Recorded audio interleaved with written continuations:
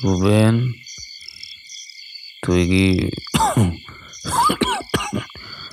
কি একটা বিষয় খেয়াল করে দেখেছিস? আপনি কোন বিষয়ের কথা বলছেন জমিদার বাবু? দেখছিস না, আমাদের এই জমিদার বাড়ি, আমাদের আমাদের আমাদের পূর্বপুরুষদের ঐতিহ্য কেমন ধীরে ধীরে ম্লান হয়ে যাচ্ছে। আজ আর কেউ এই জমিদার বাড়ির প্রতি কোনো শ্রদ্ধা রাখে না রে। কেমন যেন অবজ্ঞার বিষয় হয়ে উঠেছে এই বিশাল প্রাসাদ। হ্যাঁ, তাই না রূপেন? হ্যাঁ জমিদার বাবু, দেখেছি তো, সবই দেখেছি। কিন্তু যা হচ্ছে তা তো কালের নিয়মই হচ্ছে। এখানে আপনি কি বা করবেন? না না না না, আমি এই জমিদার বাড়ির ঐতিহ্য এইভাবে তিলে তিলে শেষ হয়ে যেতে দেব না উপেন।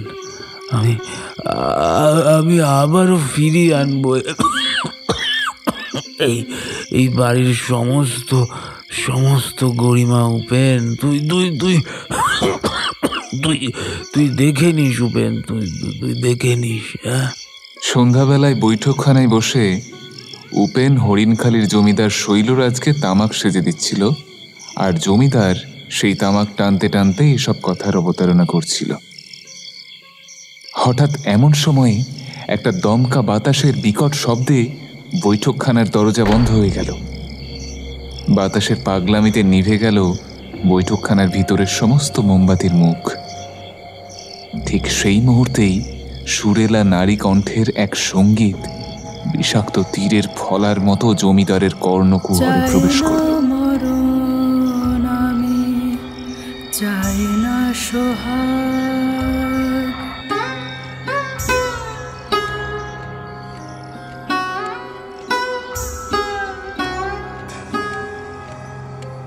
চাই না মরণ, আমি চাই না সোহাগ। এ গানের মাঝে আছে সুরের বেহাগ। চাই না মরণ, আমি চাই না সোহাগ।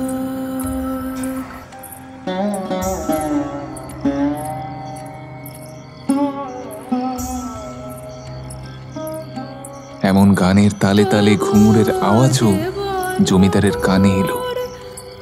জমিদার ভয়ার্ত কণ্ঠে বলল, উপেন, এই রাতের বেলায় এমন নাচ গানের আওয়াজ কোত্থেকে আসছে বলতো? হ্যাঁ জমিদার বাবু, আমার মনে হয় সে আজও এই জমিদার বাড়িতেই আছে। চুপ কর হতচ্ছাড়া। এইসব অলক্ষণে কথা বলা ছাড়া তোর আর কোনো কাজ নেই, তাই না রে? হ্যাঁ, চুপ কর। এমন সময় বাইরে থেকে একটা বিকট নারী কণ্ঠের চিৎকার বৈঠকখানার মধ্যে থেকে ভেয়ে এলো। জমিদার চিন্তিত সুরে বলল, উপেন, এ তো তোদের গিন্নিমার কণ্ঠস্বর শুনছি। কিন্তু এই সময় ওনার এমন আর্তনাদ কেন? শীঘ্রই চল তো, গিয়ে দেখি ওনার কি হলো। হ্যাঁ চল বাবু, শিগগিরই চলুন। এই বলে দুজন বৈঠকখানা ছেড়ে দৌড়ে বেরিয়ে এসে বারান্দা দিয়ে সোজা দক্ষিণের নাচঘরটার দিকে তাকিয়ে অবাক হয়ে গেল। দেখল নাচঘরের দরজা খোলা, এবং সেই দরজার সামনেই মূর্ছিত অবস্থায় পড়ে আছে জমিদার পত্নী রত্নমালা। জমিদার সেদিক বরাবর দৌড়ে গিয়ে ঝুঁকে পড়ল রত্নমালার সামনে। তার হাতটা ধরে তুলে নিয়ে জমিদার দেখল রত্নমালা মৃতা। না, হতে পারে না। শয়তানি, তুই শেষমেশ আমার অর্ধাঙ্গিনীকে আমার কাছ থেকে কেড়ে নিলি। না, হতে পারে না। না না। কি হলো? কি রাত দুপুরে এমন চিৎকার করে উঠছো কেন? চোখ খুলে জমিদার শৈলরাজ দেখে সে বিছানায় তার স্ত্রীর পাশে শুয়ে আছে। তবুও সে নিজেকে বিশ্বাস করতে না পেরে স্ত্রীকে জিজ্ঞাসা করল, তুমি তুমি তুমি বেঁচে আছো? হ্যাঁ, আছি, এখনো বেঁচে আছি। কেন, মরে গেলে বেশি খুশি হতে বুঝি? তা তো হবেই। চরিত্রে এমন দোষ থাকা পুরুষের কি আর এক নারীতে পোষায়? কি করি বলো তো, তোমায় নিয়ে খুব খারাপ একটা স্বপ্ন দেখলাম। তা তো দেখবেই। তুমি খারাপ স্বপ্ন দেখবে না তো কে দেখবে শুনি? রাত দুপুর পর্যন্ত উপেনের সাথে বৈঠকখানায় বসে বসে তামাক গিলবে, নেশায় চুর হয়ে তারপর বিছানায় শোবে। কোনোদিনও কোনো ঠাকুর দেবতা মেনেছ? তা তোমরা স্বপ্ন দেখবে না তো কে দেখবে? নাও নাও, অনেক হয়েছে, এবার ঘুমিয়ে পড়ো দেখি।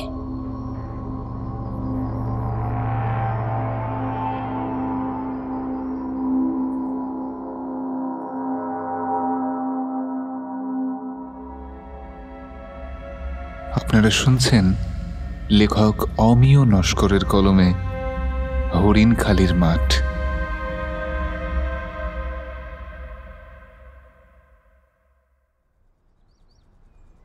আচ্ছা ভাই, আগে কখনো এমন জায়গার নাম তুই শুনেছিস? বিকাশের কথার উত্তর দিয়ে সাহেব বলল, না রে, এমন নাম তো আমি শুনিনি কখনো। তবে সুন্দরবনের ওই দিকটাতে কৈখালি, ঝড়খালি, চিংড়িখালি, খোলাখালি, সন্দেশখালি, এই সমস্ত তো অনেক জায়গা আছে শুনেছি। তেমনই হরিণখালি হয়তো ওই দিকেরই কোনো একটা জায়গা হবে। বিকাশ খানিকটা চুপ থাকার পরে বলল, খানিকটা ঠিকই বলেছিস তুই। হরিণখালির মাঠ ওই তোর দক্ষিণ 24 পরগনা জেলার মধ্যেই অবস্থিত। তবে তা ওই সুন্দরবনের মতো অতটাও প্রান্তিক এরিয়ায় নয়, বুঝলি তো। বিকাশের কথায় নকুল বলল, তবে তা কোথায় সেটা তো বল। তোরা সবাই বারুইপুরের নাম তো নিশ্চয়ই শুনেছিস। তোর ওই শিয়ালদহ টু নামখানা লোকালে চেপে বারুইপুর ছাড়িয়ে আরও 4-5টা স্টেশন এগিয়ে গেলেই তোর গোচরণ এবং হোগলা নামে পরপর দুটো স্টেশন পড়বে।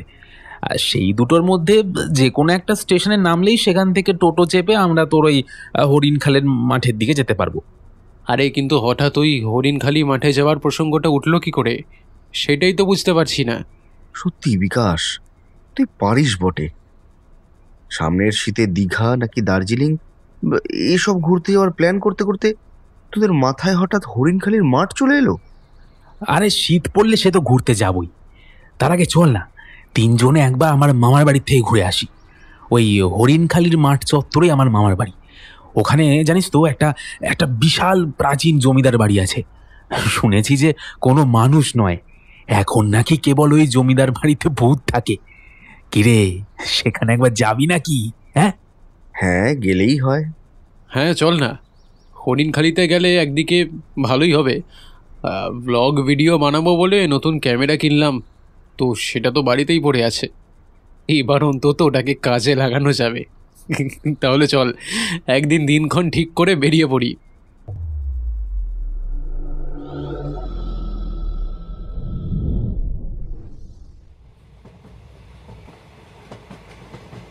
शियालदा टू नामखाना जाने वाली धीमी गति का इस ट्रेन की अगला स्टेशन होगला है।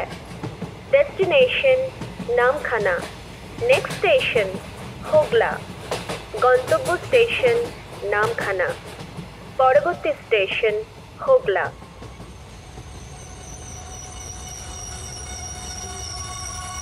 শিয়ালদহ টু নামখানা লোকালের ট্রেনটা এতক্ষণে এসে পৌঁছলো হোগলা স্টেশনের 2 নম্বর প্ল্যাটফর্মে।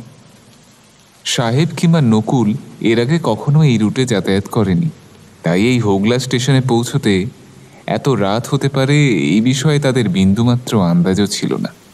এতক্ষণে ট্রেন থেকে নেমেই বিকাশ খেয়াল করল এদিকটায় বেশ জমিয়ে ঝমঝম করে বৃষ্টি অনবরত পড়েই চলেছে। 3 জনে স্টেশনের এ মাথা থেকে ও মাথা পর্যন্ত একবার চোখ ঘুরিয়ে ফিরিয়ে দেখল, না না, তারা কাউকে দেখতে পেল না। বোধহয় এই ট্রেনে কেউই ট্রেন থেকে প্ল্যাটফর্মে নামেনি।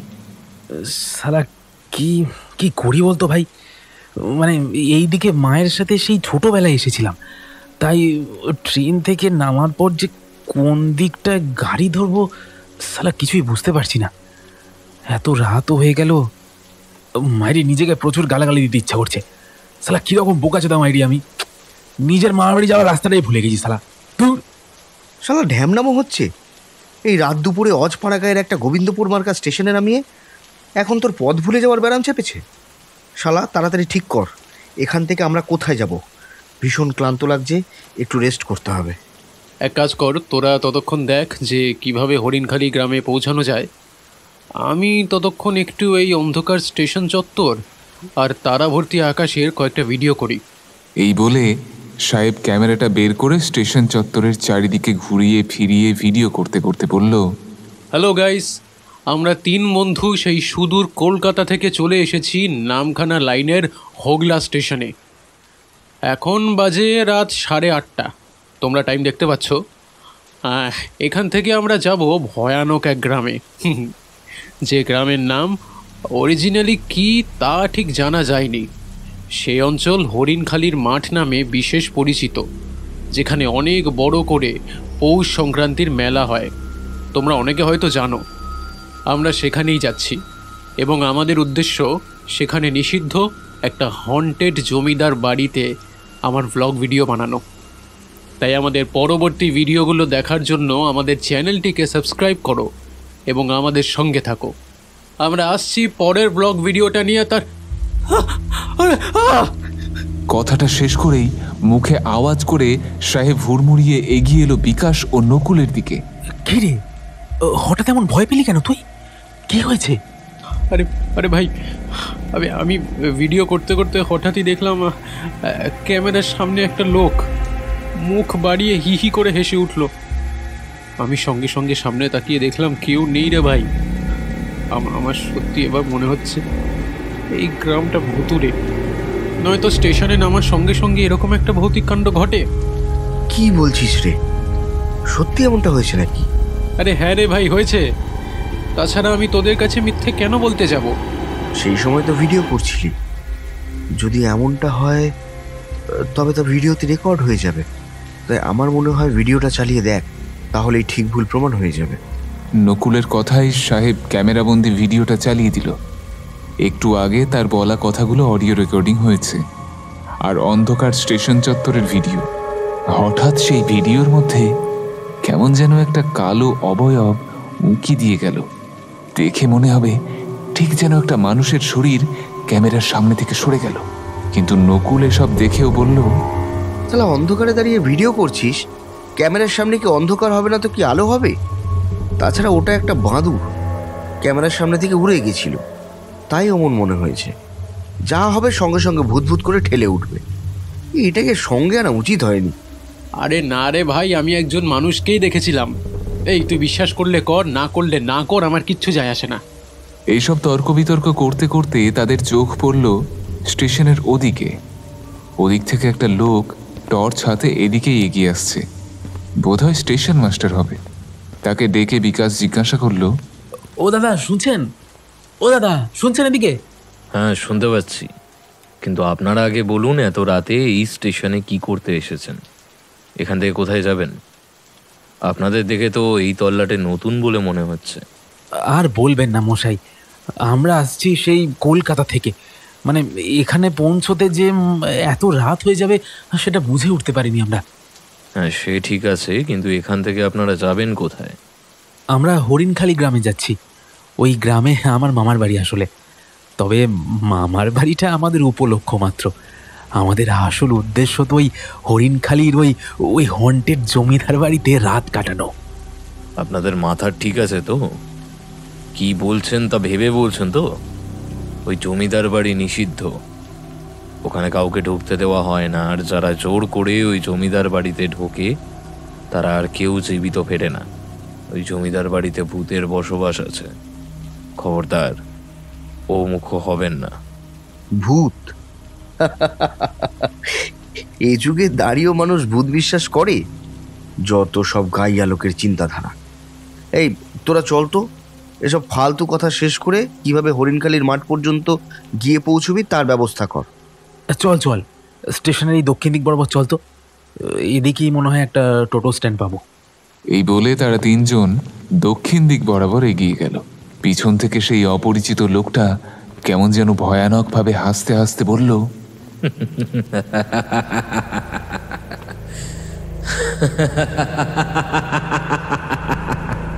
এখনো সময় আছে, তোরা ফিরে যা, নয়তো তোদের অবস্থাও আমার মতো হবে, তোরাও অকালে মরবি। বেশি উৎসাহ ভালো নয়। আমিও গেছিলাম ওই জমিদার বাড়িতে, জীবিত ফিরিনি। লোকটার মুখে এমন ভয়ানক কথা শুনে তিনজনেই পিছনে ঘাড় ঘুরিয়ে দেখে লোকটা বীভৎসভাবে হাসছে এবং তার শরীরটা ধীরে ধীরে ধোঁয়ার মতো রাতের অন্ধকারের সাথে মিশে যাচ্ছে। এই দৃশ্য দেখে বড় বড় চোখ করে সাহেব বলল, আমার ভীষণ ভয় করছে রে ভাই, আমি কি দেখলাম? আচ্ছা তোরাই বল, লোকটা কি তবে মানুষ ছিল না? ওসব আমাদের মনের ভুল ছিল, তাই ওসব কথা বাদ দিয়ে সামনে এগিয়ে চল। অতঃপর তারা তিনজনের সামনের দিকে এগিয়ে গেল। সন্ধ্যা থেকেই এই দিকটায় কেমন যেন টিপটিপে বৃষ্টি অবিরাম গতিতে ঝরেই চলেছে। প্রচণ্ড উত্তাপের দাবদাহ কয়েক ঘন্টার মধ্যেই এই বৃষ্টিতে বদলে গেছে স্যাঁতস্যাঁতে বর্ষাকালে। রাতও অনেক বেড়েছে, তার উপরে টিপটিপে বৃষ্টি। এমন সময় স্ট্যান্ডে পৌঁছে তারা দেখল স্ট্যান্ডে একটাও অটো, টোটো কিংবা রিক্সা কিছুই নেই। এবার কিভাবে যে তারা হরিণখালির জমিদার বাড়ি পৌঁছবে সেই চিন্তায় খানিক নিশ্চল হয়ে পড়ল।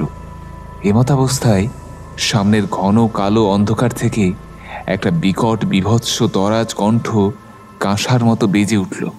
কি হে বাবুরা, যাবেন নাকি? আসেন আসেন, আমার টোটোয় আসেন, খুব তাড়াতাড়ি পৌঁছে দেব। কথাটা শুনে তিনজনের মরা শরীরে যেন প্রাণ ফিরে এলো। তারা দ্রুত এগিয়ে গিয়ে টোটোয় চেপে বসল।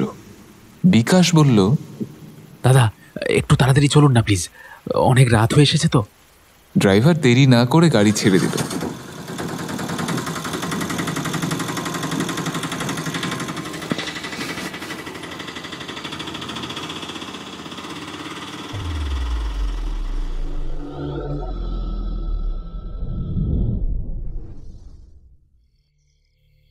একদিন সন্ধ্যায় জমিদার শৈলরাজ তার একমাত্র নতুন বৌমাকে উদ্দেশ্য করে বলল, আচ্ছা বৌমা, তোমাকে তো কতবার করে বারণ করলাম যে দক্ষিণ দিকের ওই বন্ধ নাচঘরটার দিকে তুমি যাবে না, তবু আজকাল ওই সাঁঝিবেলা তুমি ওদিকটা কেন গিয়েছিলে? হ্যাঁ?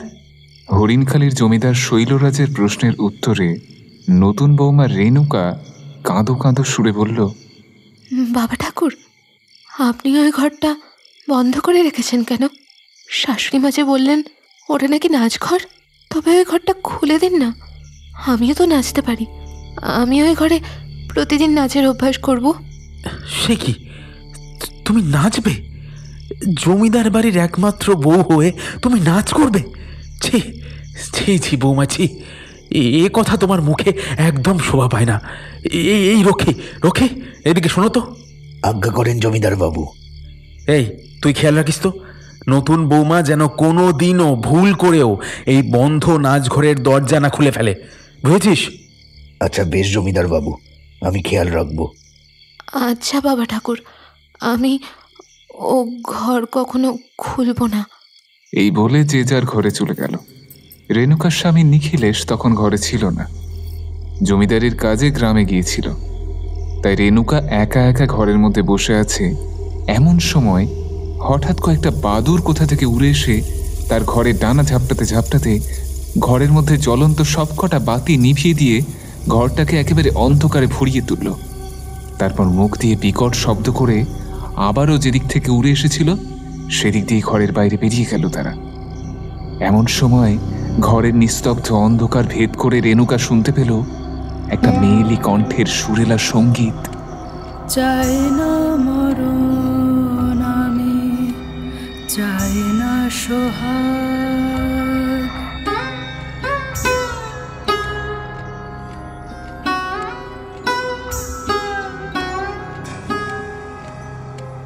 চাই না মরণ, আমি চাই না সোহাগ। এ গানের মাঝে আছে সুরের বেহাগ, চাই না মরণ আমি, চাই না সোহাগ।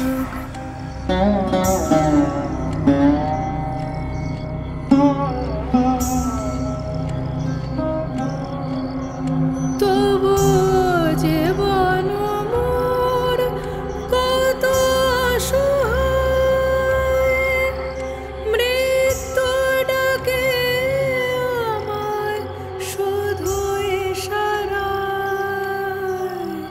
শুধু ইশারায়। এবং সেই গানের সঙ্গে সঙ্গে ঘুঙুরের স্পষ্ট আওয়াজ রেণুকার কানে এলো। ফলত সেই নাচ গানের আওয়াজ অনুসরণ করে এগিয়ে গেল সে। চারিদিকে একবার চোখ বুলিয়ে দেখল, কেউ কোথাও নেই। মনে মনে ভাবল, এই তো সুযোগ ওই বন্ধ ঘরের কাছে গিয়ে দেখার, ওর মধ্যে কেউ আছে কিনা। এমনটা ভেবে ধীরে ধীরে রেণুকা এগিয়ে গেল অন্ধকারে দক্ষিণের বন্ধ দরজাটার দিকে। সেই বন্ধ ঘরের ভিতর থেকে এখনো সেই গান বাইরে ভেসে আসছে। সে গানের মায়ায় আচ্ছন্ন হয়ে এগিয়ে গিয়ে দরজার কাছে দাঁড়াতেই ভিতরের যাবতীয় নাচ গান ঘুঙুরের আওয়াজ সব বন্ধ হয়ে গেল। রেণুকা ভয়ে ভয়ে এগিয়ে গিয়ে দরজায় কান লাগিয়ে শোনার চেষ্টা করলো, আদেও বন্ধ ঘরের ভিতর কারো উপস্থিতি আছে কিনা। সঙ্গে সঙ্গে ঘরের ভিতর থেকে ঋণ ঋণে ধ্বনির মতো একটা শব্দ তরঙ্গ তার কানে এলো। সে স্পষ্ট শুনতে পেল ভিতর থেকে কেউ একজন বলছে, খুলে দাও, কে আছো? এই দরজাটা খুলে দাও, আমি এই অন্ধকার ঘরে খুব কষ্টে আছি গো, দয়া করে এই অন্ধকার ঘর থেকে আমাকে বের করো, কে আছো? এমন সময় হঠাৎ জমিদার পিছন থেকে চিৎকার করে বলল, বৌমা, কি হচ্ছে কি? তোমাকে এতবার করে বারণ করছি, তাও শুনছো না কেন তুমি আমার কথা? হ্যাঁ, এই একটু আগেই তো বারণ করে গেলাম, তুমি আবারও ওই ঘরের অত কাছে চলে গেছো। এবারে কি তোমাকে বেঁধে রাখতে হবে নাকি?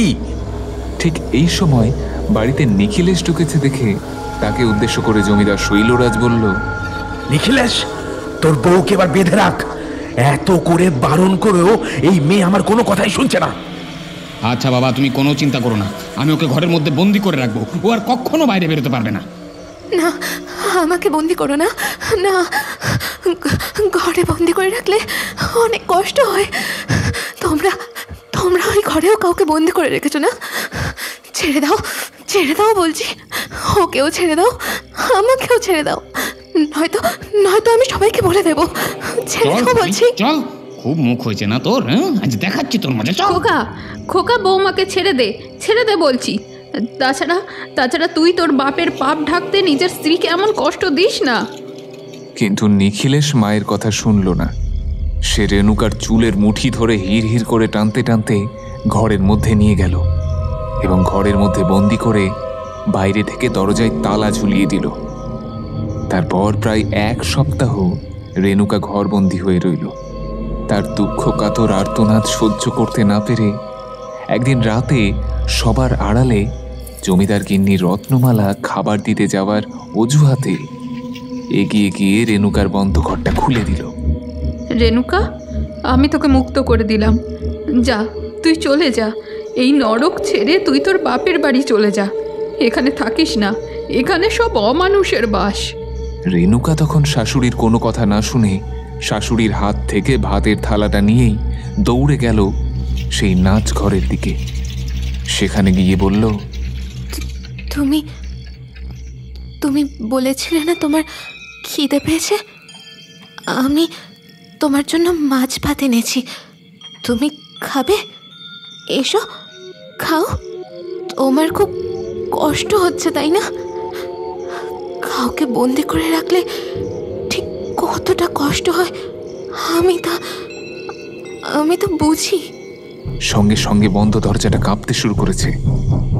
ভিতর থেকে কেউ যেন ঠেলছে বন্ধ দরজার পাল্লা। দরজার গায়ে হাত ঠোকার প্রচণ্ড আওয়াজ হচ্ছে। এমন আশ্চর্য ঘটনা ঘটতে দেখলে শরীরের রোম খাড়া হয়ে ওঠে রেণুকার। সে ভাতের থালাটা দরজার কাছে রেখে দিয়ে বলল, ওরা তোমাকে বেঁধে রেখেছে তাই না? তুমি চিন্তা করো না, আমি তোমাকে ঠিক ছেড়ে দেব। তুমি চিন্তা করো না, আমার শাশুড়ি আমাকে মুক্ত করেছে, আর তোমাকে মুক্ত করব। এই সমাজের প্রতিটা নারীরই তো উচিত অসহায় নারীদেরকে সাহায্য করা। আমরা আমরা নিজেরাই যদি নিজেদের পাশে না দাঁড়াই তবে কে আর দাঁড়াবে বলো? কে আর বুঝবে একটা মেয়ের জীবনের কতটা কষ্ট? এই বলে রেণুকা শাবল দিয়ে মারতে মারতে দরজার বন্ধ তালাটা ভেঙে দিল। সঙ্গে সঙ্গে দরজার পাল্লা দুটো হাট হয়ে খুলে একটা বিভৎস বোটকা গন্ধে চারিদিক ভরে উঠল।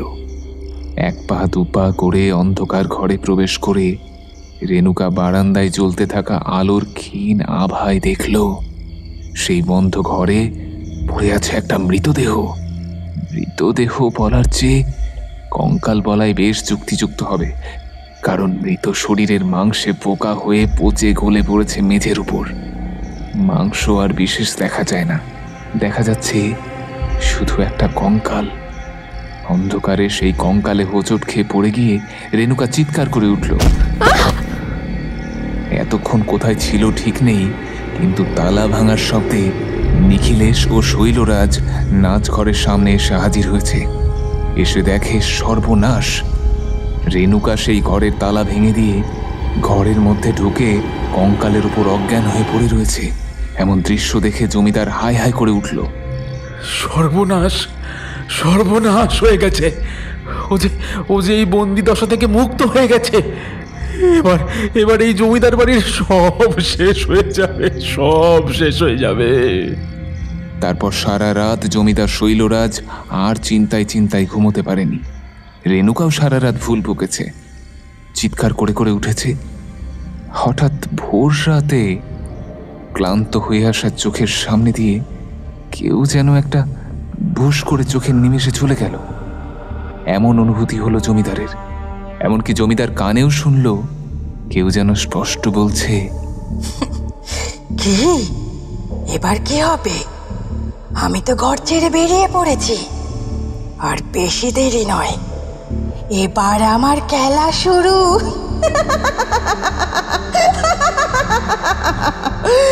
আমি কাউকে ছাড়বো না। যারা ছলনা করে আমাকে খুন করেছে তাদের কাউকে আমি ছাড়বো না, কিছুতেই ছাড়বো না।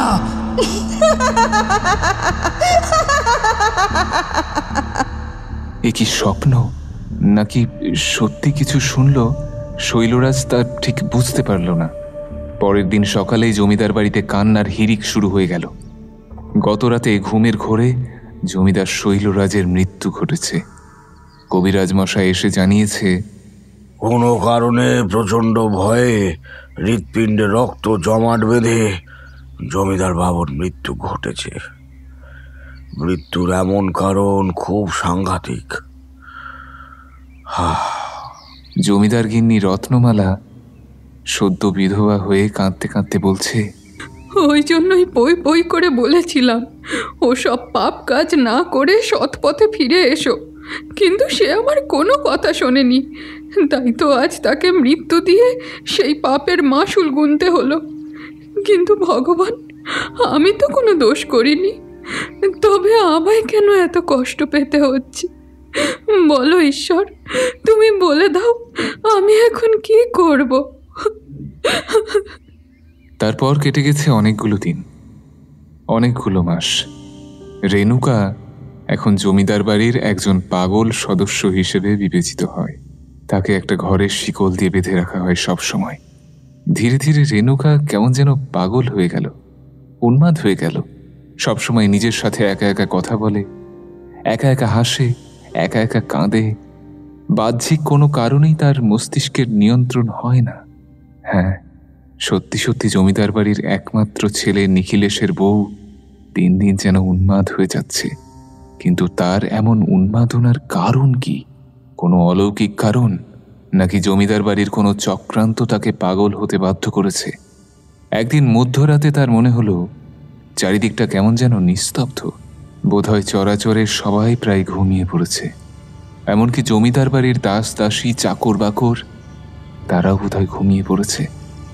নিচের তলায় একেবারে পূর্ব দিকের একটা ঘরে নিখিলেশ থাকে, তার পাশের ঘরেই থাকে রত্নমালা, আর ওপর তলার একটা ঘরে শিকল বাঁধা অবস্থায় পড়ে থাকে রেণুকা। সেদিন রাতে কি যেন এক অলৌকিক ক্ষমতা চেপে বসল রেণুকার শরীরে। সে শক্তি যেন হাতির মতো ভয়ঙ্কর। সে বারবার হ্যাচকা টান মারতে মারতে ভেঙে ফেলল হাতের শিকল। তারপর জানালার গড়াত বাঁকিয়ে সে ঘর থেকে বেরিয়ে পড়ল। সেখান থেকে হনহন করে হেঁটে রেণুকা এলো নিখিলেশের ঘরের দরজায়। হাত দিয়ে দরজাটা ঠেলতেই ক্যাঁচ শব্দ করে দরজাটা খুলে গেল। দরজা খোলার শব্দ পেয়ে নিখিলেশের ঘুম ভেঙে যায়। রেণুকা তখন একটা বড় হাতুড়ি নিয়ে নিখিলেশের দিকে এগিয়ে যাচ্ছে। মাঝরাত্রে আকস্মিক ঘুম ভেঙে সঙ্গে সঙ্গে এমন দৃশ্য দেখে নিখিলেশ দিকবিদিক জ্ঞান হারিয়ে হতভম্ব হয়ে যায়।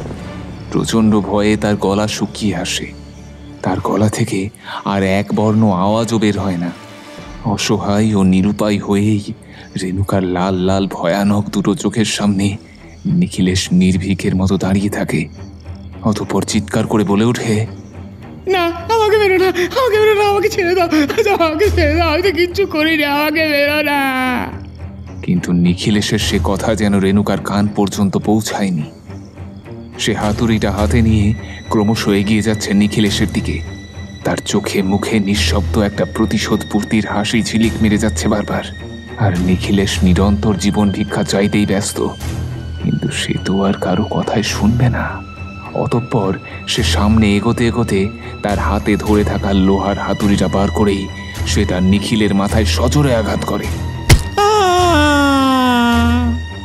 এক আঘাতেই মাথা ফেটে ঘিলু ছিটকে পড়ে খাটের গায়ে। তার উপরে পরপর আরো ৫-৬ বার হাতুড়ি দিয়ে আঘাত করে নিখিলেশের শরীরটা একেবারে থেঁতলে দিয়ে তাকে মরণের কোলে শুইয়ে দিয়ে তার ফাটা মস্তিষ্ক থেকে ছিটকে পড়া ঘিলু চেটে চেটে খেতে শুরু করে। কি প্রচন্ড বড় তার জিভ! কালকেউটের ফনার মতো বারবার মুখের ভিতর ঢুকছে, আবার বেরিয়ে এসে ছিটকে পড়া রক্ত মাংস ঘিলু সংগ্রহ করে আবার মুখের মধ্যে ঢুকে যাচ্ছে। লাল টকটকে পিশাচি সেই জীব। আর সেই সময় তার চোখে মুখে তীব্র উল্লাসের এক চিৎকার। ভয়ঙ্কর গোঙানির শব্দে পুরো জমিদার বাড়িকে কাঁপিয়ে তুলছে অহরহ। আবার থ্যাতলানো সেই মৃতদেহ থেকে বয়ে যাওয়া রক্ত নিজের সারা শরীরে মেখে রেণুকা ধারণ করেছে এক অপার্থিব রূপ।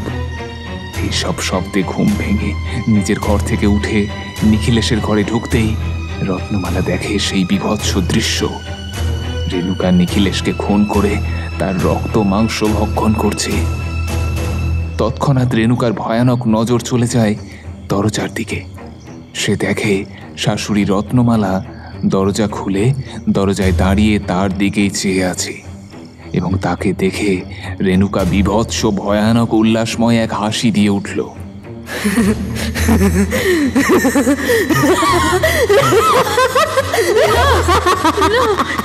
হতে পারে না, আজ আমার ছেলেও গেল। এই বলে সেখানে জ্ঞান হারিয়ে লুটিয়ে পড়ল রত্নমালা।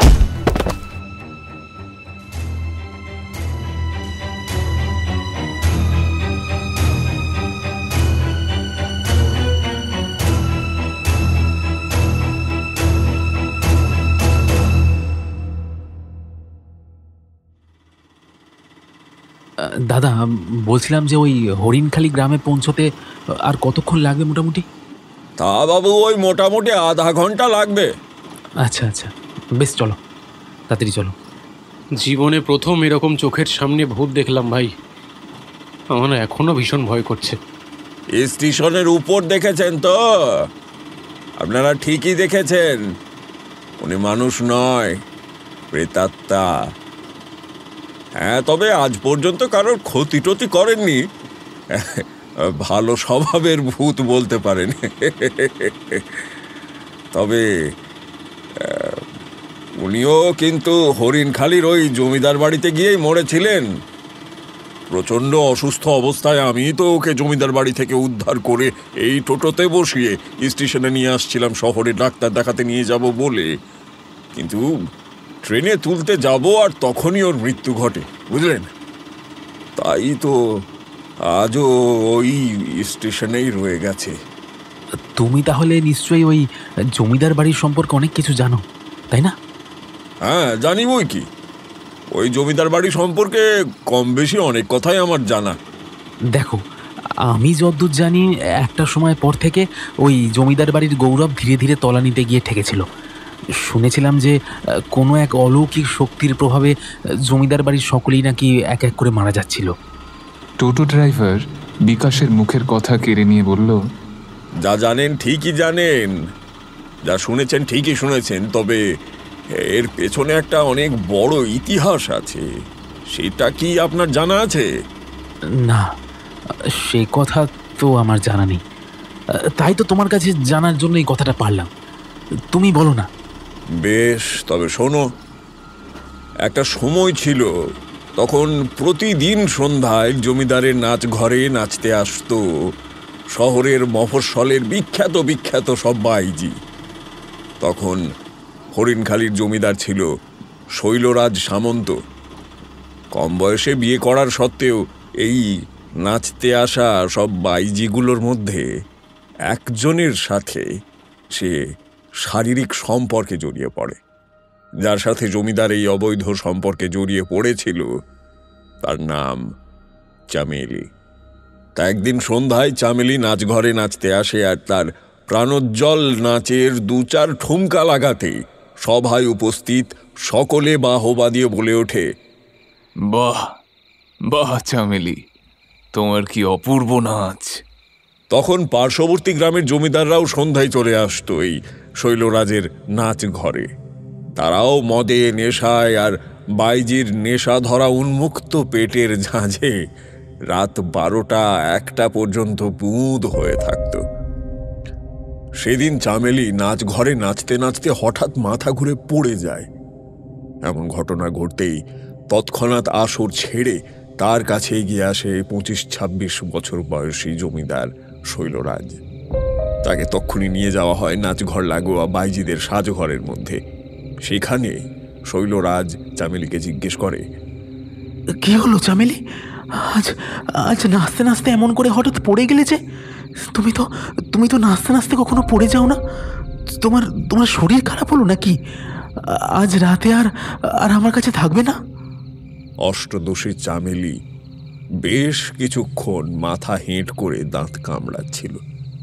তারপর দুটো চোখ যখন জলে ভরে উঠল, তখন ছলো ছলো নয়নে জমিদারের চোখের দিকে চাইল সে।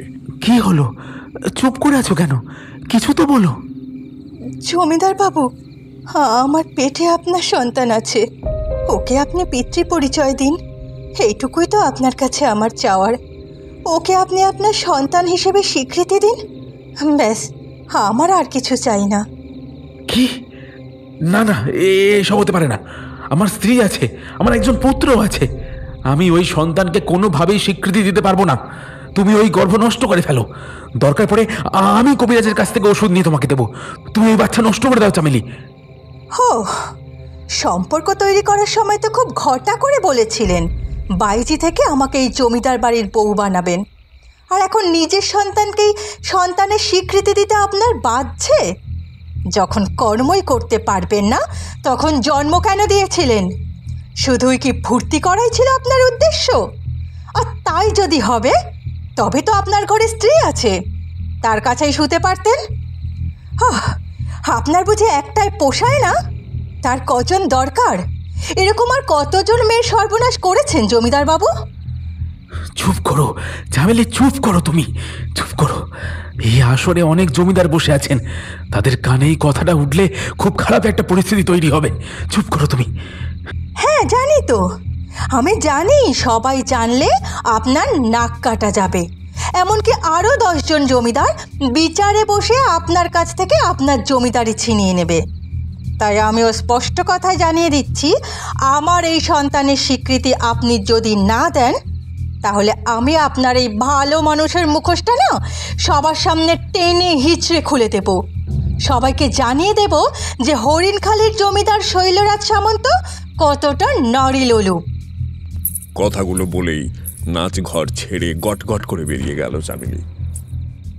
সভায় যারা উপস্থিত ছিল তারা এই ঘটনার বিন্দু মাত্র আঁচ পেল না। তারপর বেশ কিছুদিন কেটে গেল। একদিন হঠাৎ জমিদার সভায় ঘোষণা করল আমি এই হরিণখালির জমিদার শৈলরাজ সামন্ত। আমি বলছি, আজ থেকে আমার এই জমিদার বাড়িতে নাচঘর বন্ধ থাকবে, আর কোনো দিন ওই নাচঘরের দরজা খুলবে না, আর এই বাড়িতে বাইজি নাচের আসর হবে না। আমি চাই না আমার জন্য আমার স্ত্রী রত্নমালা, আমার সন্তান নিখিলেশ কোনো রকম কষ্ট পাক। যাও রক্ষী, যাও, এই খবর পার্শ্ববর্তী গ্রামের সমস্ত জমিদারকে জানিয়ে দিয়ে এসো। জো আজ্ঞা জমিদার বাবু। কি রত্নমালা, এবার খুশি হয়েছে তো তুমি? হ্যাঁ গো, আমি ভীষণ খুশি হয়েছি। আসলে কোনো নারী তো তার পুরুষকে অন্য নারীর সাথে ভাগ করে নিতে চায় না, বলো? তাই তুমি বাইজির নাচে মুগ্ধ থাকলে, বাইজির ঘরে রাত কাটালে আমার খুব কষ্ট হতো। আজ তোমার কথা শুনে আমি ভীষণ খুশি হয়েছি। তোমাদের খুশির জন্যই তোমার যাবতীয় পদক্ষেপ। যাও, ছেলের কাছে যাও, দেখো সে কি করছে। যাও। সেদিনটা খুব ভালো কাটলো জমিদার বাড়ির সকল সদস্যদের, কিন্তু হঠাৎ করে জমিদার শৈলরাজের চরিত্রে এমন বদল কিভাবে ঘটল তা জমিদারের স্ত্রীও বুঝতে পারল না। সত্যিই কি সংসারে শান্তির জন্য জমিদার বাড়িতে এই বাইজি নাচ বন্ধ করে দিল, নাকি এর পেছনে অন্য কোনো কারণ আছে? ধীরে ধীরে সন্ধ্যা নেমে এলো হরিণখালির বুকে। চারিদিক থেকে ভেসে আসছে ঝিঝির কলতান। এমন সময় জমিদার ফিসফিস করে রক্ষীকে ডেকে বলল, যে চিঠিটা তোমার হাতে দিয়েছিলাম চামেলিকে দেওয়ার জন্য, সেটা তুমি দিয়েছিলে তো? আগে হ্যাঁ জমিদার বাবু, আমি দিয়েছিলাম এবং তাকে বলেওছিলাম শুক্রবার রাত 8টায় জমিদার বাবু আপনাকে নাচঘরে আসতে বলছেন। আপনার সাথে জমিদার বাবুর অনেক দরকার। সব শুনে চামেলি কি বলল? আগে জমিদার বাবু, চামেলি বলল উনি ঠিক সময়ে পৌঁছে যাবে। বলি কি, আপনি একটু অপেক্ষা করুন। চামেলি বলেছে যখন তখন ও নিশ্চয়ই আসবে। আচ্ছা বেশ। এই বলে জমিদার অন্ধকার নাচ ঘরের মধ্যে দাঁড়িয়ে চামেলির জন্য অপেক্ষা করতে লাগলো।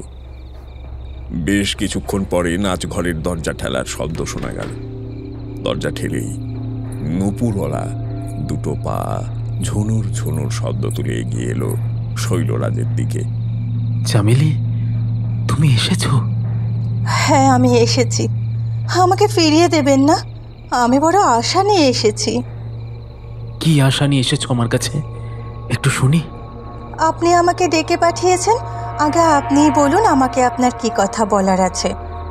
আমার কথা তো আমি আগেও আপনাকে বলেছি, তবুও একবার বলছি, আমাকে রাখুন ছাই ফেলে দিন, তাতে আমার কোনো দুঃখ নেই। শুধু আমাদের সন্তানকে আপনার সন্তানের স্বীকৃতি দিলেই আমি খুশি, ওটুকুই আমার দাবি। হ্যাঁ হ্যাঁ, আজ তোমার দাবি পূরণ করার জন্যই তোমাকে ডেকেছি আমি। সত্যি জমিদার বাবু, আপনি সত্যি আমার দাবি পূরণ করবেন? আমাদের সন্তানকে আপনি পিতৃপরিচয় দেবেন? কেন, তুমি কি ভেবেছিলে আমি তোমার সন্তানকে স্বীকৃতি দেব না? তোমার দাবি মেনে নেব না আমি? সত্যি কথা বলতে কি জমিদার বাবু, আমি তো ভেবেছিলাম আপনি আমার দাবি মেনে নেবেন না। আমার গর্ভে আপনার ঔরসে যে সন্তান বেড়ে উঠছে তাকেই হয়তো আপনি অস্বীকার করবেন, কিন্তু চামেলি, তুমি ঠিকই ভেবেছিলে আমি কোনো দিন কোনোভাবেই ওই সন্তানকে স্বীকৃতি দিতাম না, আর দেবও না। তবে আপনি আমাকে কেন ডেকেছেন? আমি চলে যাচ্ছি, আমি সকলকে গিয়ে বলবো আপনার এই কুকীর্তির কথা। একজোড়া নূপুরওয়ালা পা ব্যতিব্যস্ত হয়ে ঝনঝন শব্দ করে ঘর থেকে বেরিয়ে যাচ্ছিল। হঠাৎ পেছন থেকে শৈলরাজ একটা মোটা কাঠের তক্তা দিয়ে চামেলির মাথায় আঘাত করায় চামেলি চিৎকার করে জ্ঞান হারিয়ে সেই অন্ধকার নাচ ঘরের মধ্যে লুটিয়ে পড়ে। ঠিক তখনই জমিদার শৈলরাজ মূর্ছিত চামেলির দুটো হাত পেছন থেকে পেঁচিয়ে শেকল দিয়ে বেঁধে ফেলে। পা দুটোকেও শক্ত করে বেঁধে ফেলে লোহার শেকলে, আর মুখের ওপর জড়িয়ে দেয় আঠালো ফিতে, যাতে পরে জ্ঞান ফিরলেও সে চেঁচাতে না পারে। তারপর তাকে অন্ধকার ঘরে ফেলে রেখে বাইরে বেরিয়ে এসে নাচ ঘরের দরজায় মস্ত বড় একটা তালা ঝুলিয়ে দেয় জমিদার শৈলরাজ। অর্থাৎ জমিদার বাড়িতে বাইজি নাচ বন্ধ করার পিছনে যুক্ত ছিল শৈলরাজের এমন কুচক্রী বুদ্ধি। জমিদার ভেবেছিল সবাই ঘোষণা করে দেবে যে এই নাচ ঘর আর কখনো খোলা হবে না, এবং সেই দিন সন্ধ্যায় চামেলিকে খবর দিয়ে তাকে আনিয়ে কোনো রকমে ওই নাচ ঘরের মধ্যে তাকে বন্দি করে দেবে সে। তাতে সাপও মরবে, লাঠিও ভাঙবে না। এই পরিকল্পনা মাফিক শৈলরাজ সমস্ত কাজ করেও ফেলল, কিন্তু হঠাৎ নাচ ঘরে বড় তালাটা ঝোলানোর সময় পেছন দিক থেকে জমিদার পত্নী রত্নমালা বলল, তাই প্রথম কাউকে এমন নিজের হাতে খুন করলে, নাকি এর আগেও করেছো? এ কি রত্নমালা, তুমি তুমি এত রাতে এখানে কি করছো? হ্যাঁ হ্যাঁ, সেই এত রাতে আমি কেন এখানে না এলে যে দেখতেই পেতাম না তোমার কীর্তিকলাপ। এখন তো আমার ভীষণ ভয় করছে, আমাকেই না কোনোদিন খুন করে ফেলো। কথাটা বলে কাঁদতে কাঁদতে রত্নমালা অন্য ঘরে চলে গেল। তারপর কেটে গেছে বেশ কয়েক মাস। এখন নিজের স্বামী, সন্তান, সংসার সব উজাড় হয়ে যাবে এই ভয়ে রত্নমালাও স্বামীর এই কুকীর্তির কথা কাউকে বলেনি। সেই সময় যদি রত্নমালা সবটা সত্যি সবাইকে জানিয়ে দিত, তাহলে বোধহয় চামেলির এই নৃশংস মৃত্যুর অভিশাপ ওই জমিদার বাড়ির ওপর পড়ত না। আমার কি মনে হয় জানেন বাবু, চামেলির প্রেতাত্মাই ওই জমিদার বাড়িটাকে অমন শ্মশানে পরিণত করেছে। এতক্ষণ বয়স্ক টোটো ড্রাইভারের মুখে জমিদার বাড়ির পুরনো কাহিনী শুনে তিনজনে রীতিমতো অবাক। বেশ কিছুক্ষণ তারা বাকরুদ্ধও বটে। তারপর বিকাশ বলল, কত না ইতিহাস জড়িয়ে থাকে এক একটা জমিদার বাড়িকে কেন্দ্র করে, তাই না ড্রাইভার দাদা? হ্যাঁ, তা তো থাকেই। প্রত্যেক জমিদার বাড়ির প্রাচীন দেওয়ালে বট গাছের মতো বড় হয়ে ওঠে এসব পুরনো ঘটনার শরীর। কিন্তু এসব কথা তুমি জানলে কি করে? না হলে এসব ঘটনা আজ থেকে ৮০-৯০ বছর আগে, আর তোমার বয়স খুব বেশি হলে ৫০ কি ৫৫ হবে। এসব কথা তো তোমার জানার কথা নয়। না বাবু, এসব কথা আমার জানা কথা। এসব ঘটনা আমার চোখের সামনে ঘটেছিল। আপনার চোখের সামনে? তাহলে তো আপনার বয়স এখন ১০০রও বেশি। তা হবার কথা বটে, কিন্তু আমার বয়সটা যে একটা জায়গায় থমকে গেছে আর বাড়ে না তো। কি অবাক হলে? আরে অবাক হবার দরকার নেই। আমি জানি আমার দ্বিতীয় জন্ম হয়েছে, কিন্তু কি জানি কোন কাকতালীয় শক্তি বলে আমার পূর্বজন্মের সব কথা আমি এখনো ভুলতে পারিনি। হ্যাঁ, কি বলছো? পূর্বজন্ম? হ্যাঁ বাবু, পূর্বজন্ম। তুমি আগের জন্মে কে ছিলে তোমার তা মনে আছে? এই আমাদেরকে কি বোকা বানাচ্ছ? না বাবু, আমি তোমাদের বোকা বানাচ্ছি না। আর তাছাড়া তোমাদের বোকা বানিয়ে আমার কি লাভ বলো? আগের জন্মে তুমি কে ছিলে? কই বলো দেখি, শুনি তোমার কথা। টোটো ড্রাইভার আবারও বলতে শুরু করলো, আমি ছিলাম ওই জমিদার বাড়ির সাধারণ কর্মচারী। জমিদার বাড়িতে সারাদিন ঝাড় পোঁছের কাজ করতাম, এমনকি রান্নাশালায় তৈরি খাবার দাবার নাচ ঘরে আমিই তো পরিবেশন করতাম। প্রতিদিন নাচ ঘরে খাবার দিতে যেতাম আর মুগ্ধ হয়ে কয়েক পলক চেয়ে রইতাম চামেলির দিকে। মনে মনে ওর প্রতি একটা ভালোবাসা তৈরি হয়েছিল, বুঝলে। সামান্য একজন কাজের লোক ছিলাম তো, তাই সাহস করে ওকে কখনো আমি বলতে পারিনি সেই ভালোবাসার কথা। কিন্তু সেদিন আমি চামেলিকে আমার মনের কথা বলার সাহস পেয়েছিলাম, যেদিন ও নাচতে নাচতে পড়ে গিয়েছিল। যেদিন জানতে পেরেছিলাম চামেলির গর্ভে জমিদার বাবুর সন্তান। সেই দিনই প্রথম উপলব্ধি করেছিলাম চামেলির প্রতি আমার শরীরী প্রেম নয়, বরং আমি ওকে সত্যি সত্যি ভালোবাসতাম। সেদিন নাচঘরে পড়ে যাবার পর জমিদার বাবুর কাছে সমস্ত কথা জানিয়ে চামেলি যখন জমিদার বাড়ি ছেড়ে বেরোচ্ছিল, তখনই আমি তার পিছু রেখেছিলাম। চামেলি, একটিবার দাঁড়াও চামেলি। আমার ডাক শুনে চামেলি পিছনে ঘুরে দাঁড়িয়েছিল। আমি বলেছিলাম, চামেলি, আমি বহুদিন ধরে তোমাকে একটা কথা বলতে চেয়েও বলতে পারিনি। আসলে বলার সাহস পাইনি, কিন্তু সে সাহস আজ আমার হয়েছে। আমি সে কথা আজ তোমাকে বলতে চাই। তুমি শুনবে আমার কথা? চামেলির দু চোখে তখনও জল লেগে সে ডান হাতের বুড়ো আঙুল দিয়ে দু চোখের জল মুছে নিয়ে আমায় বলেছিল, বলো, কি বলতে চাও? চামেলি, আমি তোমাকে ভালোবাসি। আমি তোমাকে বিয়ে করতে চাই চামেলি। তোমার সাথে আমি সংসার পাততে চাই। না, তার সম্ভব নয়। এ কাজ আমি করতে পারবো না। আমি দুঃখিত, তুমি আমায় ক্ষমা করো। আমি জানি তোমার গর্ভে জমিদারের সন্তান। আমি তবু বলছি, আমি তোমাকে ভালোবাসি, সত্যি ভালোবাসি। জমিদার তোমাকে অস্বীকার করুক, কিন্তু আমি আমি আমি তোমাকে কখনো অস্বীকার করব না। এমনকি আমি ওই সন্তানকে নিজের সন্তানের স্বীকৃতি দিতেও রাজি আছি। তুমি আর জমিদারের কাছে বিশেষ জোরাজুরি করো না। চলো না, আমি তোমাকে বিয়ে করে নি। তুমি আজ থেকে আমার সঙ্গে সংসার করো। না রবি, এমনটা সম্ভব নয়। কেন কেন সম্ভব নয়? আমার গর্ভে জমিদারের সন্তান, আর আমি তাকে জানিয়েছি যে সে আমার এই সন্তানকে তার স্বীকৃতি দিন। যদি তিনি আমার এই সন্তানকে স্বীকৃতি দেন, তবে আমি বাঁচব, আমার সন্তানও বাঁচবে। আর যদি তিনি সেই স্বীকৃতি না দেন, তবে আমি অনেক দূরে চলে যাব, আমাকে আর কেউ খুঁজে পাবে না। কিন্তু আমি যে তোমাকে প্রচণ্ড ভালোবেসে ফেলেছি চামেলি, তোমাকে ছাড়া কিভাবে চলবে আমার জীবন? চিন্তা করো না, তুমি খুব ভালো মানুষ, তুমি নিশ্চয়ই ভালো কাউকে পেয়ে যাবে। এই বলে চামেলি সেদিন চলে গেছিল।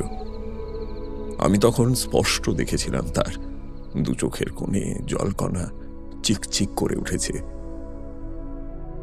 তারপর বহুদিন ধরে আমি চামেলিকে খুঁজে বেরিয়েছি, কিন্তু তাকে পাইনি। পরে জানতে পারলাম জমিদার তাকে আধ মরা অবস্থায় ওই নাচ ঘরে বন্দি করে রেখেছিল। আমি বহুবার ওই নাচ ঘরের দরজায় ঝোলা বন্ধ তালাটা ভেঙে দিতে চেয়েছিলাম, কিন্তু ভাঙতে পারিনি। একদিন গভীর রাতে সবার চোখের আড়ালে আমি ওই নাচ ঘরের সামনে গিয়ে তালা ভাঙার চেষ্টা করছি, তখন পিছন দিক থেকে জমিদার বলল, কি রে রবি, এই ঘরের বন্ধ দরজা খোলার জন্য তুই এত উৎসাহী কেন রে? হ্যাঁ, সুখে আছিস, সহ্য হচ্ছে না তাই তো? এই শেষবারের মতো বলছি তোকে, আমি এই ঘর খোলার চেষ্টা তুই করিস না, তাহলে তোকেও আমি শেষ করে দেবো একদম। তখন জমিদারের কথায় উত্তেজিত না হয়ে মাথা হেঁট করে আমি ফিরে এসেছিলাম, কারণ আমি জানতাম ভুল জায়গায় উত্তেজিত হয়ে আমি কিছু করতে তো পারতামই না, বরং তা করলে আমাকেও মরতে হতো ওই জমিদারের হাতে। সবটা শুনে টোটোতে বসে থাকা তিন বন্ধু অবিশ্বাসের ভঙ্গিতে এই পূর্বজন্মের ঘটনা আধা বিশ্বাস করে চুপ করে বসে রইল। নামো নামো, আমরা চলে এসেছি হরিণখালির মাঠে। এই তো, এই মাঠটা পেরিয়ে খানিকটা উত্তরে এগিয়ে গেলেই দেখতে পাবে জমিদার বাড়ি। দাও, আমার ভাড়াপত্র মিটিয়ে দাও, আজ রাতেই ওই জমিদার বাড়ি থেকে ঘুরে এসো। ড্রাইভারের কথায় তিন বন্ধুর মধ্যে থেকে নকুল 3-20-60 টাকা ড্রাইভারের হাতে দিয়ে বলল, এ নাও তোমার ভাড়া। ও ড্রাইভার দাদা, বলছি তুমিও চলো না আমাদের সাথে ওই জমিদার বাড়িতে। তুমি গেলে আমরা হয়তো বেঁচে ফিরতেও পারি। নয়তো জমিদার বাড়ির মধ্যে ঘুরতে থাকা ওই চামেলির প্রেতাত্মা আমাদেরকে শেষ করে দেবে। বেশ চুপ কর তো, সারাক্ষণ তোর ওই ভয় ভয় ভয়। সব বিষয় এত ভয় যখন এসেছিলিস কেন আমাদের সাথে? ভয় থাকা না ভালো, ভয় থাকলে তবেই জয় করা যায়। তোরা থামবি? সারাক্ষণ একে অপরের সাথে কথা কাটাকাটি না করলে তোদের কি ভাত হজম হয় না নাকি?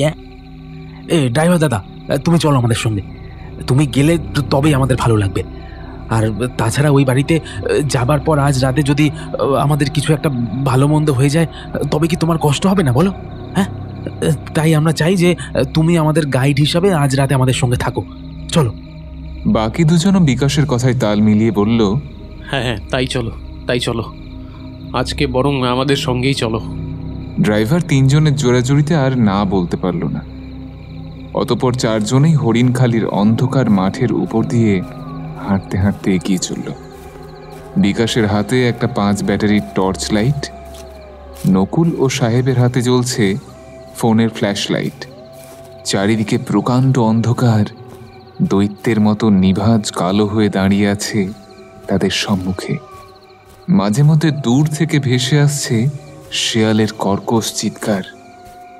অনতি দূরে বটগাছের গোড়ায় দাঁড়িয়ে আছে হরিণখালির বিখ্যাত বনবিপির মন্দির। সেখান থেকে প্রদীপের টিমটিমে আলোর একটা শিখা অস্পষ্ট দেখা যায়। এমন সময় নকুল প্রশ্ন করল, সন্ধ্যার পর এই চত্বরে নিশ্চয়ই কেউ আসে না, তাই তো? না, তা আসে না। আসলে প্রত্যেকটা মানুষের কাছেই নিজের জীবনের মূল্য অনেক বেশি। আরে এদিকে রাতের বেলা এলে মৃত্যু অনিবার্য। ও তাই নাকি? তবে এই যে আজ রাতে আমরা এদিকে এলাম, আমরাও আজ তবে মরে যাব নাকি? হয়তো মরবে না, কারণ তোমাদের সঙ্গে আমি আছি। আর এতদিনে চামেলি আমাকে চিনতে পেরেছে। এইসব কথাই তারা এগিয়ে চলল। বেশ কিছুটা চলার পর সাহেব বলল, এই রে, ব্লগ বানাতে একদম ভুলে গেছি। দেখি তাড়াতাড়ি ক্যামেরাটা বের করে ভিডিওটা করি। এতক্ষণে তারা এসে পৌঁছেছে পুরনো জমিদার বাড়ির মূল ফটকের কাছে। ধীরে ধীরে তারা সাবধানে সেখান থেকে ভিতরে প্রবেশ করল। সাহেব ক্যামেরা বের করে বলল, হ্যালো গাইস, আমি সাহেব আছি তোমাদের সঙ্গে, আর তোমরা দেখছো ব্লগ ইউটিউব চ্যানেল। এখন বাজে রাত প্রায় 10টা। আমরা আছি হরিণখালির হন্টেড সেই জমিদার বাড়িতে। আমরা বলেছিলাম জমিদার বাড়ির ভৌতিকতা সবটা তোমাদের দেখাবো, তাই আবারও চলে এলাম নতুন ভিডিও নিয়ে। দেখতে থাকো আমাদের ভিডিও। এখানে নেটওয়ার্ক খুব একটা ভালো নয়, তাই ভিডিও কালেক্ট করছি পরে আপলোড দেব বলে। তবে তোমরা দেখো আগে আগে হোতা হ্যায় ক্যা। তারা সবাই ধীরে ধীরে এগোচ্ছে। তাদের সামনে থেকে হঠাৎ একদল বাদুড় ডানা ঝাপটে উড়ে গেল। আচমকা ভয়ে মরাত করে উঠল বিকাশের বুক। তারা আরো খানিকটা এগিয়ে গেল। তবে নকুল যেন কিছু একটা দেখে সেই জায়গায় দাঁড়িয়ে রইল। নকুল দেখল সামনের পিলারের আড়ালে কোনো এক মহিলা শাড়ি পরে দাঁড়িয়ে আছে। নকুল সেদিকে আলো ফেলে এগিয়ে গেল। কে কে ওখানে? নকুল এগিয়ে যেতেই একটা ছায়া মূর্তি সেই পিলারের আড়াল থেকে দৌড়ে চলে গেল সিঁড়ির দিকে। তারপর সিঁড়ি বেয়ে উপরের তলায় উঠে গেল। নকুল সিঁড়িতে আলো ফেলে দেখল তা পুরো ভগ্নপ্রায় হয়ে পড়ে আছে, যেন পা দিলেই এখনই সব ঝরঝর করে খুলে পড়বে। নকুল মনে মনে ভাবল, কি আছে এই বাড়িতে? এত তাড়াতাড়ি এই ভগ্নপ্রায় সিঁড়ি বেয়ে উপরে গেল। এমন সময় কুয়োর উপর কিছু ঝাঁপিয়ে পড়ার আওয়াজ ও প্রায় সঙ্গে সঙ্গেই সাহেবের চিৎকার কানে এলো, বাঁচাও বাঁচাও, ভূত ভূত বাঁচাও। সাহেবের চিৎকারে সবাই এদিক ওদিক দৌড়ে দাঁড়াতেই সাহেব কাঁদো কাঁদো সুরে বলল, ওই কুয়োটার কাছে একজন দাঁড়িয়ে ছিল। আমাকে দেখে কুয়োটার মধ্যে ঝাঁপ দিল। ড্রাইভার দাদা চলো এখান থেকে, এখানে ভূত আছে। আমার ভীষণ ভয় করছে, চলো এখান থেকে। চল এগিয়ে গিয়ে দেখি। বোধহয় কুয়োর মধ্যে কোনো ইঁদুর বেড়াল কিংবা শেয়াল খটাস তোকে দেখে পালাতে গিয়ে পড়েছে। নকুলের কথায় যুক্তি আছে, তাই কেউ সে কথার বিরোধিতা না করে এগিয়ে গিয়ে কুয়োর কাছে টর্চের আলো ফেলে দেখল কেউ কোথাও নেই। তলানিতে বেশ খানিকটা জল আছে, আর সেই জলে গুড়ি পানা ভর্তি। সেখানে উপর থেকে কিছু পড়ার কোনো চিহ্ন দেখা গেল না। চলো চলো, এবার চলে যাই। তোমরা এখানে এসেছো তাই চামেলি কিন্তু ভীষণ রেগে যাচ্ছে। আমি আছি তাই তোমরা এখনো অক্ষত আছো, নইলে চামেলির প্রেতাত্মা তোমাদের নিস্তার দিত না। আমার মনে হয় এবার এখান থেকে চলে যাওয়া উচিত। এতক্ষণ পরে ড্রাইভারের এই সমস্ত কথা তাদের মিথ্যে মনে হয়নি। তবে চলো চলে যাই। তুমি যখন বলছো তখন আর প্রাণের ঝুঁকি নিয়ে জোর করে এই রাজবাড়িতে থেকে কোনো লাভ নেই। চলো চলো। এই বলে তারা বেরিয়ে যাবে, এমন সময় বিভৎস পৈশাচিক হাসিতে হরিণখালি জমিদার বাড়ি কেঁপে উঠল। একজন পৈশাচিক নারী খনা গলায় বলল, কেন এসেছিস এখানে? তুই আবার কেন মরতে এসেছিস জমিদার শৈলরাজ? এমন ভয়ানক চিৎকার শুনে তিনজনেই ভয়ে ঠকঠক করে কাঁপতে শুরু করেছে। চামেলি, তুমি কি বলছো? জমিদার শৈলরাজ? হ্যাঁ, ওই তো জমিদার শৈলরাজ। ও আবারও ফিরে এসেছে, আর আমি ওকে ছাড়বো না। চামেলি, আমি তোমার রবি গো, সেই রবি যে তোমাকে ভালোবাসতো, তোমাকে বিয়ে করতে চেয়েছিল। আমি সেই। তুমি তো জানোই আমার আবার পুনর্জন্ম হয়েছে এই গ্রামেই। কিন্তু কিন্তু জমিদার শৈলরাজ, তারও পুনর্জন্ম হয়েছে নাকি? হ্যাঁ হ্যাঁ, জমিদার শৈলরাজের আবারও জন্ম হয়েছে, আর এ জন্মেও ও আমার হাতে মরবে। তাই তো ঘুরে ফিরে ও এখানেই এসেছে।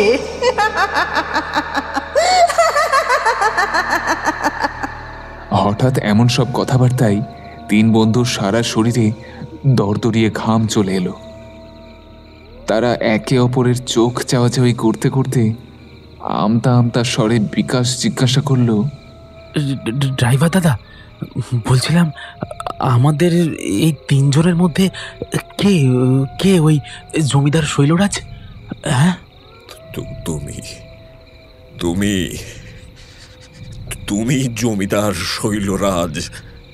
তোমার মাতৃকুল এই জমিদার বাড়ির সঙ্গে সম্পর্কযুক্ত, এবং তাই আবারও এই বংশের মেয়ের ঘরেই তুমি জন্ম নিয়েছ। কিন্তু আজ যে তুমি চামেলির খপ্পরে পড়ে গেলে, ও যে তোমাকে খুন করে তোমার কাঁচা রক্ত খাবে। এমন কথা শোনা মাত্র বিকাশের শরীরে এবং কথাবার্তায় কেমন যেন একটা দৃঢ়তা লক্ষ্য করা গেল। সে সঙ্গে সঙ্গে গলা সপ্তমে চড়িয়ে জমিদারি সুরে বলে উঠল, রবি, তুই এখানে কি করছিস? তোকে বলেছি না আমি সব সময় নাচঘরের আশেপাশে তুই ঘোরাঘুরি করবি না? নিশ্চয়ই চামেলিকে খুঁজছিস না? তোর সুখে থাকতে ভূতে কি রয়, তাই না রে রবি?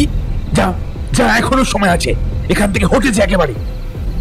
হঠাৎ বিকাশের মুখে এমন অপ্রত্যাশিত কথা বেরিয়ে আসায় বাকি দুজন বন্ধু অন্ধকারের মধ্যে দাঁড়িয়ে কান্না শুরু করে দিয়েছে। তুই কি সব বলছিস বিকাশ? হঠাৎ বিকাশ আবারও স্বাভাবিকভাবে বলে উঠল, না না ড্রাইভার দাদা, এমনটা হতে পারে না।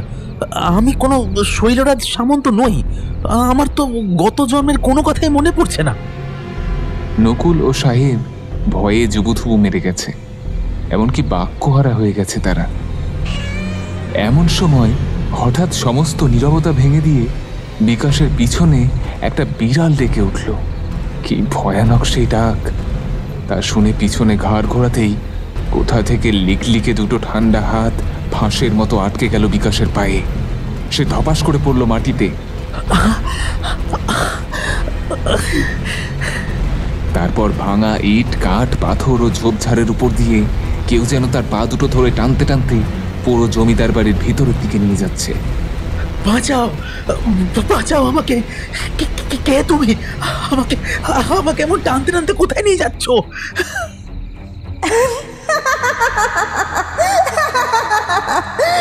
আজ আর তোকে কেউ বাঁচাতে পারবে না জমিদার, তোকে আজ আর কেউ বাঁচাতে পারবে না। আমি আজ আবারও তোকে নিজের হাতে শাস্তি দেব। তোর পাপের শাস্তি তোকে আমি দেব।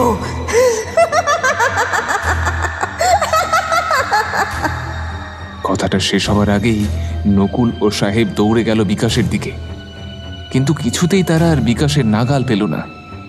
অতঃপর পুরো জমিদার বাড়ির কোনো এক অন্ধকার কক্ষের মধ্যে হারিয়ে গেল বিকাশের অস্তিত্ব। ড্রাইভার দাদা, এ কাজ একমাত্র তুমিই পারবে।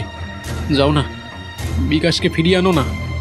না, ওকে আর ফিরিয়ে আনা সম্ভব নয়, কারণ চামেলি একবার যাকে টেনে নিয়ে যায় সে আর কখনো ফিরতে পারে না। তার চেয়ে বরং আমরা এখান থেকে চলে যাই, নইলে এ বিপদ আমাদের ওপরেও এসে পড়তে পারে। ড্রাইভারের কথা শোনার পর দুজনেই বেশ কিছুক্ষণ কোনো কথা বলতে পারল না। অতঃপর নিজেকে খানিকটা ধাতস্থ করে নিয়ে নকুল বলল, তবে কি আমরা আমাদের প্রিয় বন্ধুকে এইভাবে এক প্রাচীন অন্ধকারের বুকে হারিয়ে ফেলে স্বার্থপরের মতো চলে যাব? তাহলে কি করবে? বিকাশের ফিরে আসার জন্য এখানে বসে অপেক্ষা করবে? তাহলে একটা কথা লিখে নাও, হ্যাঁ, ওই বিকাশ আর জীবিত ফিরবে না। এমন সময় জমিদার বাড়ির আকাশ বাতাস ফাটিয়ে বিকাশের আর্তনাদ ধ্বনিত হলো। এরপরেই নকুলের মনে হলো অনেকটা দূর থেকে কিছু একটা জিনিস এসে ধপ করে পড়ল তার পায়ের সামনে। নকুল টর্চের আলো ফেলে তা দেখে 10 হাত পিছিয়ে এলো। সাহেব আর ড্রাইভার কৌতূহলী হয়ে দেখতে গেল ওপরতলা থেকে কি এসে পড়ল এমন ধপ করে। তারা দেখল বিকাশের একটা কাটা হাত তাদের সামনে এসে পড়েছে। তবে কি সত্যি সত্যি বিকাশ মরে যাবে? এই বলে তারা তিনজনেই মধ্যরাতের প্রাচীন জমিদার বাড়ি ছেড়ে বাইরে বেরোতে যাচ্ছে। এমন সময় হঠাৎ জমিদার বাড়ির ভেতর থেকে একটা গান শুরু হলো। চাই না মরণ আমি, চাই না সোহাগ,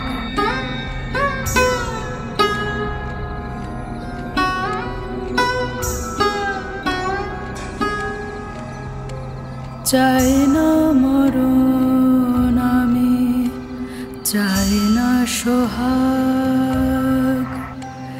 এ গানের মাঝে আছে সুরের বেহাগ। চাই না মরণ আমি, চাই না সোহাগ।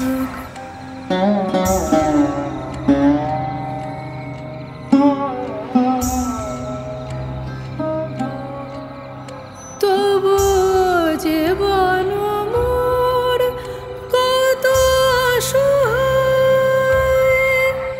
মৃত্যু ডাকে আমায় শুধু ইশারায়, শুধু ইশারায়। চাই না মরণ আমি, চাই না সোহাগ, চাই না মরণ আমি। সেই গান আর ঘুঙুরের আওয়াজ শুনতে শুনতে তিনজন সেদিনের মতো পরিত্যক্ত জমিদার বাড়ি ছেড়ে বেরিয়ে এসেছিল। পরের দিন সকালে সেই জমিদার বাড়ি থেকে বিকাশের ছিন্ন ভিন্ন দেহ উদ্ধার করলো গায়ের লোক। তারপর থেকে সত্যি সত্যি কেউ আর ওই জমিদার বাড়ির ধারে কাছে যায় না। তবে ভূত যে আছে সে কথাটা নকুল এখন হাড়ে হাড়ে বিশ্বাস করে।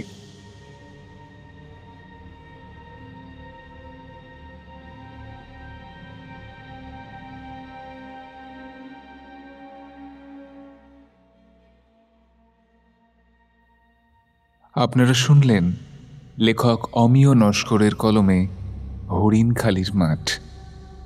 গল্পের নাট্য রূপান্তর করেছেন বর্ষা। গল্পের সূত্রধার ও কথক আমি অমিত সরকার।